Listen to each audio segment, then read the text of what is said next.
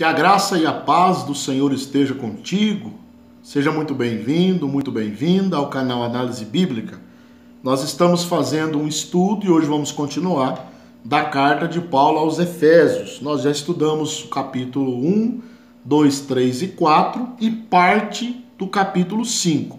Se você quiser acessar os vídeos, você pode ir lá na playlist. Tem uma playlist para o capítulo 1, uma para o capítulo 2, outra para o capítulo 3, para o capítulo 4 e para o capítulo 5. Você pode acessar lá e ver os vídeos, uma explanação expositiva, versículo por versículo da carta de Paulo aos Efésios. E hoje nós vamos dar continuidade no capítulo 5 e no versículo 22, né?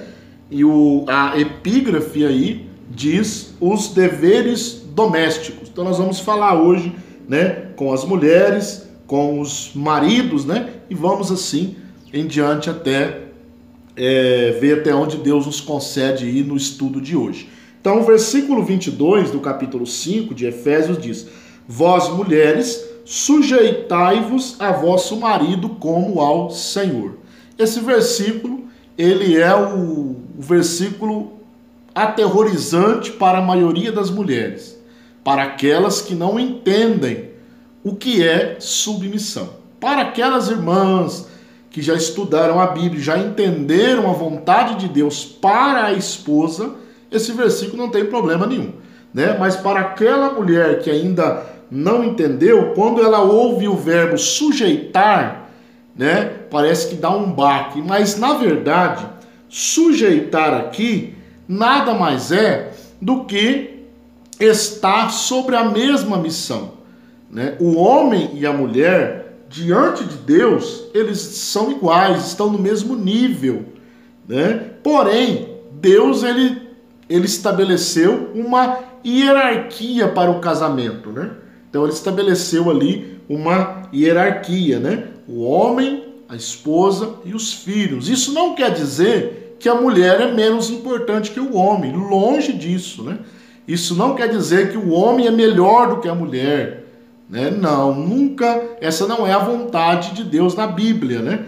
Porém, para que haja uma ordem no relacionamento, Deus estabeleceu o homem como a cabeça da mulher, certo? Então, sujeitai-vos aí não é ser escravo, né? O termo sujeitar, na verdade, ele é um termo militar, né? É como um capitão, um general, ele organiza suas tropas, né, para um tipo de batalha. Então ele está organizando as suas tropas. Sujeitar é isso, é estar debaixo de uma ordem, de uma organização.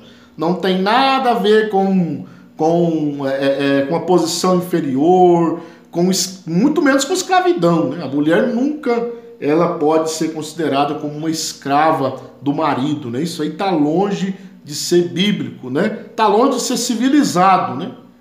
Ainda mais de ser bíblico. Então nós temos aí, nós temos no versículo 22 o modelo de sujeição. Paulo diz, sujeitai-vos a vossos maridos como ao Senhor.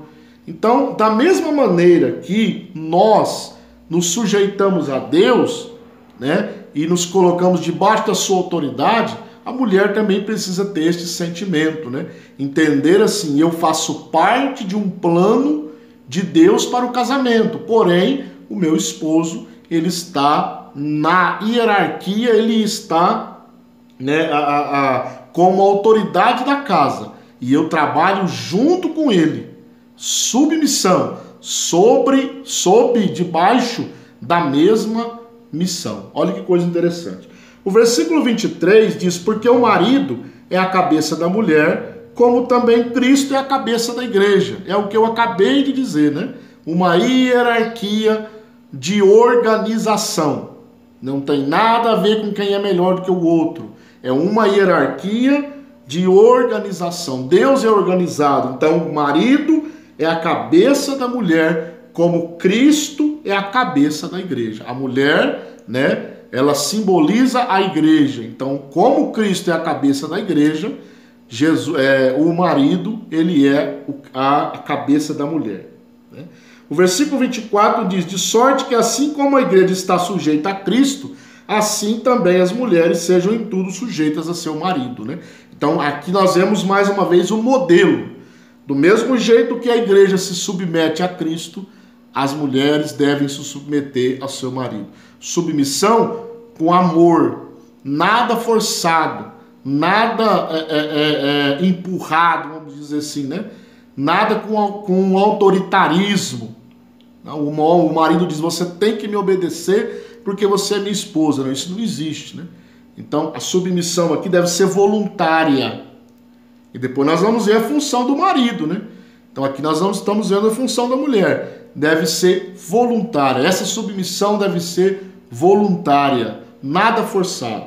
Versículo 25: vós maridos, amai vossa mulher como também Cristo amou a igreja e se entregou por ela. Aqui agora o negócio vai apertando para o lado dos homens, para o lado dos maridos. Olha o modelo do amor do marido para com a esposa. Assim como Cristo amou a igreja, vocês devem amar a vossa esposa. Olha que coisa interessante, né? A mulher tem um modelo de submissão. Como a igreja se submete a Cristo, ela deve se submeter ao marido. O marido tem um modelo de amor, que é Cristo. Como Cristo amou a igreja, vocês devem amar a sua esposa, né? E de que maneira Cristo amou a igreja? Entregando a si mesmo por ela. Amor sacrificial. O amor que levou Cristo a morrer pela igreja.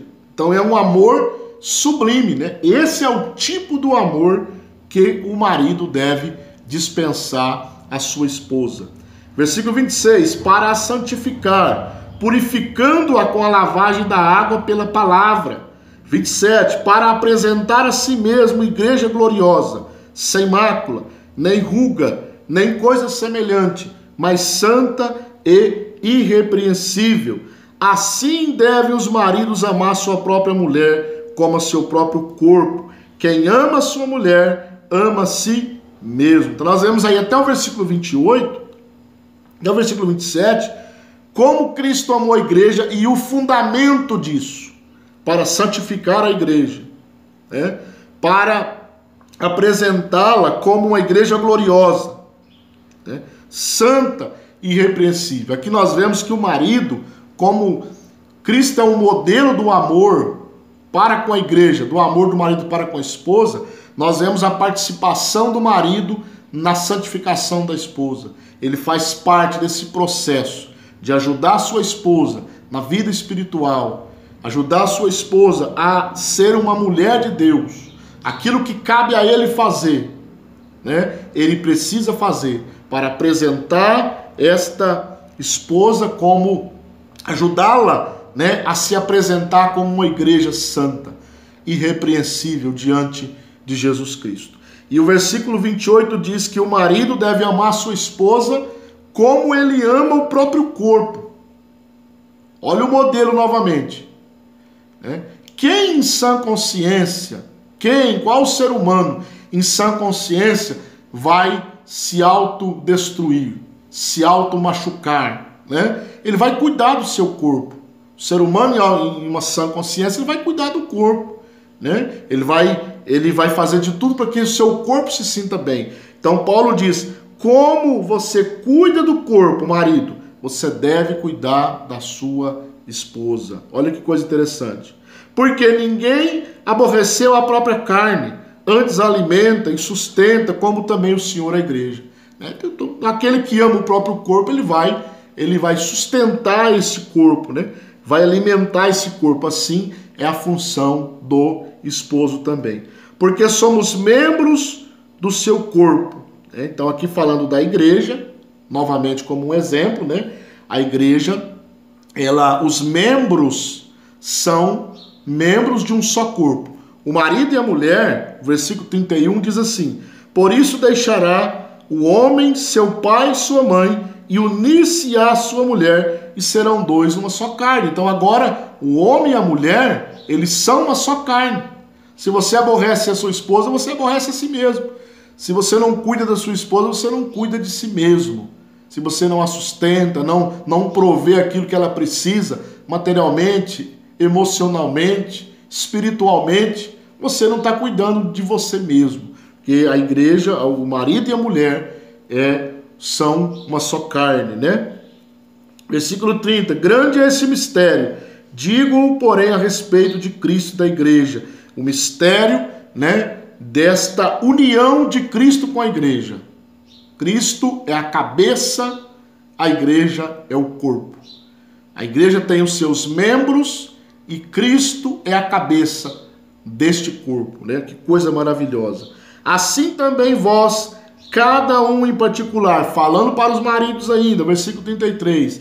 Assim também vós, cada um em particular, ame a sua própria mulher como a si mesmo, e a mulher reverencia o marido. Então, está aqui o exemplo, o modelo. O marido ama a esposa como Cristo a amou, e a mulher reverencia. Reverenciar aqui não é adorar, não é prestar culto. Reverenciar aqui é respeito. Então a mulher respeite o seu marido, cada um na sua função.